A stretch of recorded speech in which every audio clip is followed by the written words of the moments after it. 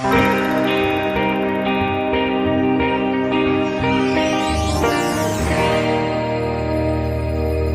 paz do Senhor, meus queridos, que Deus cubra de bênçãos a sua vida. Glória a Deus. Muito bem, vamos continuar em nossa meditação falando sobre graça e lei, né? A lei do Antigo Testamento, a graça salvadora de Cristo. Nós temos que entender e compreender isso em nossas vidas, né? Na verdade, temos mais é que aceitar mesmo. Mas para que nós aceitemos, nós temos que ter uma base de conhecimentos, né? E a maioria das pessoas, às vezes, acha que a lei e a graça são coisas totalmente diferentes, né? São aspectos da religião cristã que não se harmonizam. Porém, isso não é o que a palavra de Deus nos fala, né? Cristo aboliu a lei na cruz do Calvário ou o Antigo Testamento corresponde apenas ao período da lei e o Novo Testamento é a dispensação da graça? Às vezes a gente ouve essas afirmações, né? E muitas vezes as pessoas têm colocado a lei e a graça num ringue de luta, né? Assim, uma coisa querendo combater a outra, né? E como se tivessem lados opostos, né? Como se uma coisa destituísse a outra e não tem nada a ver com isso, né? Jesus mesmo ele fala: eu não vim revogar a lei, mas eu vim cumprir a lei. Então Jesus ele veio cumprir aquilo, né? Que Deus já havia determinado antes da fundação do mundo, tudo. Antes da fundação, Deus é o nosso Criador, é o nosso Pai, é o nosso Salvador, é o nosso Senhor, é a Ele toda a honra e toda a glória, né? Agora, nós devemos estar sim observando a lei, né? Observando a lei, meditando na lei, para quê? Para que a nossa vida, ela possa ser iluminada pela verdade, né? Pela palavra.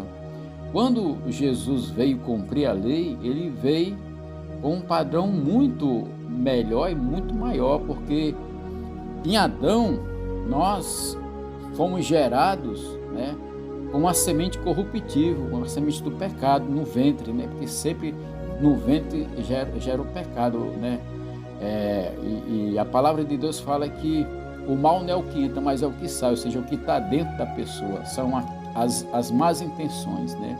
E Jesus, quando ele vem para gerar filhos para Deus, mas já de uma forma totalmente espiritual, né? Quando Nicodemos se encontra com Jesus, ele pergunta: mestre, o que é que eu faço para herdar, para ir para a vida eterna? Ele falou assim: Nicodemos, tem que nascer de novo. Tem que nascer de novo. Nascer da água, isso quer dizer que nós nascemos, né? Todos nós nascemos da água, mas é necessário que venhamos a nascer do Espírito. E quem gera esse novo nascimento é Jesus Cristo, né? Então, em Efésios, no capítulo 2, dos versículos 8 a 10, vem nos dizendo assim: pela graça sois salvos mediante a fé, e isto não vem de vós, é dom de Deus, não de obras, para que ninguém se glorie, pois somos feituras dele, criados em Cristo Jesus, para as boas obras, as quais Deus de antemão preparou para que andássemos nelas. Então as obras que Deus criou para que nós viéssemos a andar nelas, já foi criada de antemão. Quando aconteceu isso? Antes da criação de tudo, né? No princípio já Deus criou todas as coisas, mas antes da criação Deus já havia determinado tudo, sabe? Já estava no seu coração. Deus é poderoso, né? O que nos resta é aceitar essa maravilhosa dádiva e viver, né, buscando praticar as obras que Jesus Cristo fala, né? Em primeiro lugar, nós devemos entender que a lei não nos salva, né? A graça nos salva por Jesus, né? Mas a lei não, né? A lei não serve para salvar. Guardar os 10 mandamentos não fará uma pessoa herdar o reino de Deus, né? A salvação é obtida única e exclusivamente pela graça de Jesus, que é oferecida a nós, né? Como diz lá no texto, pela graça sois salvos mediante a fé, e isso não vem de vós, é dom de Deus. Então a fé, ela vem pelo ouvir a palavra. Quando nós ouvimos a mensagem, gera dentro de nós uma expectativa, né? Então o que é isso aí? O Espírito Santo, ele coloca o dom da fé também em nós, mas primeiro nós temos que ouvir, temos que aceitar essa palavra e fazer com que nosso coração se arrependa, né? Nós precisamos nos arrepender, confessar os nossos pecados, que aí Jesus Cristo ele vai vir e vai restaurar, né? Vai restaurar, né? O sacrifício substitutivo de Jesus na cruz do Calvário e a aceitação desse dom em minha vida é o que me comunicam a vida eterna. Ou seja, quando nós entendemos que o sacrifício de Cristo na cruz e que nós aceitamos aquele sacrifício, confessamos Jesus como Senhor e Salvador, aí nós temos esta certeza dentro do coração. Olha só uma coisa interessante. Durante uma conferência britânica a respeito de religiões comparadas, técnicos do mundo todo, eles estavam debatendo qual a crença única da fé cristã, se é que existe uma dessas, né? Então eles começaram eliminando as possibilidades, encarnação, ressurreição. Então o debate prosseguiu durante algum tempo, até que um deles se levantou e perguntou a respeito do que é a confusão, né? Aí o outro ouviu e respondeu, né? Isso é fácil. Ele respondeu, isso é fácil, é a graça. Eles estavam discutindo, né? Aí eles, mas por que essa confusão? Aí eles foram falar, né, o que estava sendo discutido. Então ele respondeu, rapaz, isso é muito fácil, é a graça. Ou seja, eles estavam querendo saber qual era a única fé cristã que tinha a veracidade. É a graça de Deus, né? Então depois de muita discussão, eles tiveram de concordar. A noção do amor de Deus vindo a nós livre de retribuição, é sem corda de amarra, parece ir contra cada instinto da humanidade. O caminho de 8 passos no budismo, a doutrina hindu, do karma, a aliança judaica, o código da lei muçulmana, cada um deles oferece um caminho para alcançar a aprovação. Agora, apenas o cristianismo se atreve a dizer que o amor de Deus é incondicional, ou seja, não é necessário a gente fazer nada, né? Deus ele nos ama, não é pelo que agora eu preciso fazer a minha demonstração, eu preciso demonstrar que eu aceito a fé em Deus, né? Mas não é por aquilo que eu estou fazendo, não, eu sou salvo porque Deus ele ama. Deus amou o mundo de tal maneira que deu seu Filho unigênito para que todo aquele que nele crê não pereça, não morra, mas tenha a vida eterna. Mas Deus ele tem uma aliança, né, com a sua palavra. Deus ele tem uma aliança com a sua palavra, né? E quem obedece à palavra de Deus, quem está ligado com a palavra de Deus, tem acesso a esta aliança, e esta aliança pode ser a bênção na sua vida. Então eu tenho que fazer uma aliança com Deus, né? Você tem que fazer uma aliança com Deus. Todos nós precisamos fazer uma aliança com Deus, né? Olha só, alguém escreveu algumas frases que é importante a gente analisar. Se a nossa maior necessidade fosse informação, Deus nos teria enviado um educador. Se a nossa maior necessidade fosse a tecnologia, Deus nos teria enviado um cientista, né? Se a nossa maior necessidade fosse dinheiro, Deus teria enviado um economista. Se a nossa maior necessidade fosse o prazer, Deus teria enviado um artista. Se a nossa maior necessidade fosse conduta, Deus nos teria enviado um legislador. Mas a nossa maior necessidade é o perdão. Então Deus nos enviou um Salvador. Agora, não somente Salvador, mas todos os outros, né?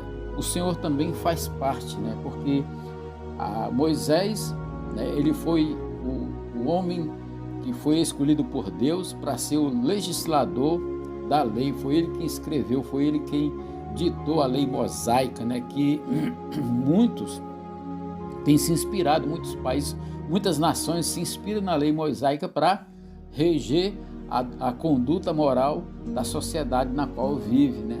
E aí o que é que acontece? O próprio Moisés disse: olha, vocês têm que observar isso aqui até que Deus vai levantar outro semelhante a mim, né? Então Deus, ele é poderoso. Jesus ele não veio revogar a lei, mas ele veio subir o nível da lei pela graça, né? Jesus mesmo no Sermão do Monte, ele fala: olha, você ouviu escrito isso, mas eu digo isso. Então, para você ter uma noção, você vai lá, Mateus, a partir do capítulo 5, você vai ver ali o grande Sermão do Monte, capítulo 5, 6 e 7. Medita, leia, estude para você ver como é maravilhosa, né? Apenas Cristo pode nos salvar. Seu sacrifício foi todo suficiente para pagar a nossa dívida, né, com o pecado. Então, o sacrifício de Cristo, ele é poderoso, como podemos ler em Romanos 6, 23, né? Mas e a lei? Se não serve para salvar, qual é o objetivo dela? Aceitar a graça de Cristo já não é o que me garante a salvação? Com certeza a graça, ela nos garante a salvação. Só que nós temos que observar o seguinte, que quando nós recebemos a graça de Cristo, nós não temos mais que viver a mesma vida, né, de pecado que nós tínhamos antes. Mas a graça de Cristo, ela nos promove uma mudança de pensamentos e atitudes. E isto deve ocorrer em nós, de dentro de nós para fora. O apóstolo Paulo, quando ele escreve: olha, se alguém está em Cristo, nova criatura é, as coisas antigas já passaram e eis que se fizeram novas. Então é necessário que eu entenda que tem que haver uma mudança dentro de mim, né? Em Efésios, no capítulo 2, de 8 a 10, diz claramente que fomos criados em Jesus para as boas obras, ou seja, a partir do momento em que eu recebo a graça salvadora de Jesus, eu desenvolvo boas obras, não para adquirir salvação, porque já fui salvo por Jesus. Elas são, portanto, um resultado da salvação que ocorreu e está ocorrendo em minha vida, porque esse é um processo, né? Jesus, ele fala assim: eu sou a videira e vós os ramos. Quem permanece em mim e eu nele, esse dá muito fruto, porque sem mim nada podeis fazer. Então, o maldito é o homem que confia na sua própria capacidade de querer resolver as coisas. Ou seja, maldito é a pessoa. Por quê? Porque a maldição aqui que fala é infelicidade. Então, a pessoa que confia em si própria, ela é uma pessoa infeliz, uma pessoa amargurada, uma pessoa atribulada, é uma pessoa aflita. Por quê? Porque ainda não deixou a nova criatura que está em Cristo Jesus brotar dentro dela. Ela ainda está presa aos seus costumes, ainda está presa ao seu ego, ao seu eu. Então é necessário fazer esta mudança, né?